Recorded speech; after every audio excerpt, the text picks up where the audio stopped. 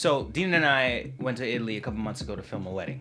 Rented a Fiat, went about our business in Italy. Being that it was the first time that I was traveling to Europe, there was a weight limit and I needed to make sure I had everything I needed within that weight limit. There really wasn't that much room to bring extra stuff. A limited amount of batteries, limited amount of camera bodies, and a limited amount of drone propellers. Being a pretty confident drone pilot, of course, the second day out,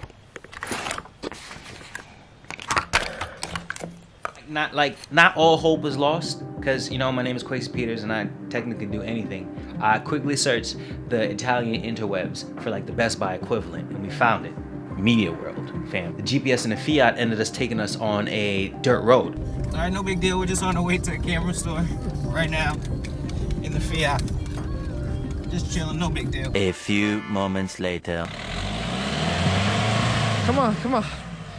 It was all fun and games for a while until it got dark and we started to see clouds and thunder in the distance. With no Wi-Fi and no wheels, we were on foot to find the nearest anything. I was able to get the Italian AAA on the phone. Dean was able to track down this electrician that was on the road who was our translator for the Italian AAA. The dispatcher called a tow truck company and we had a tow truck company on the way to get us. Until we didn't. Okay, 5 minutes later, the dispatcher called us back, told us that the tow truck company said it was too dark for them to come and help us, and call them back at 6 o'clock in the morning when the sun rose.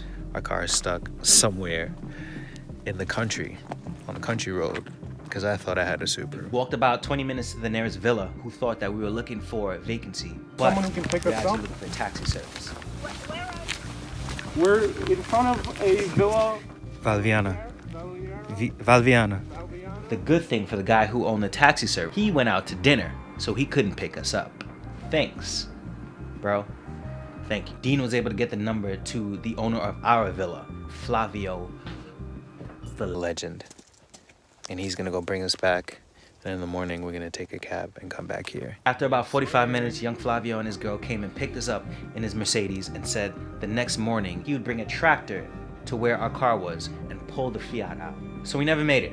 We never made it to Media World that day. The day after, getting the Fiat back, after washing the Fiat, we ventured to Florence and then to a local Media World. 10 minutes later, I walked out, not just a propeller, but a new drone, baby. 1,600 euro later, jeez. Now I was set, this entire trip, I was set on getting drone footage, period. The bride didn't necessarily want it, but I knew, like, when is the next time I was gonna come back to Italy? Regardless of the obstacles, like, there's so many things, so many deterrents that could have told me to just be like, you know what, just forget about it. But I was just determined to get those crisp Italian drone shots. And thankfully, I was able to get them. Listen, it just goes to show, a little persistence goes a long way.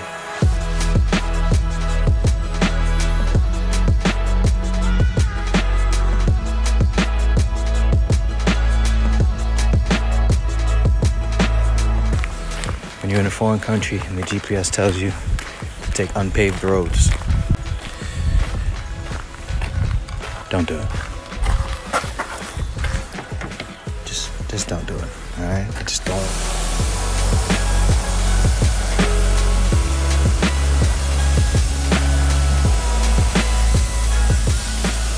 Casually just chilling, all right? What are the odds?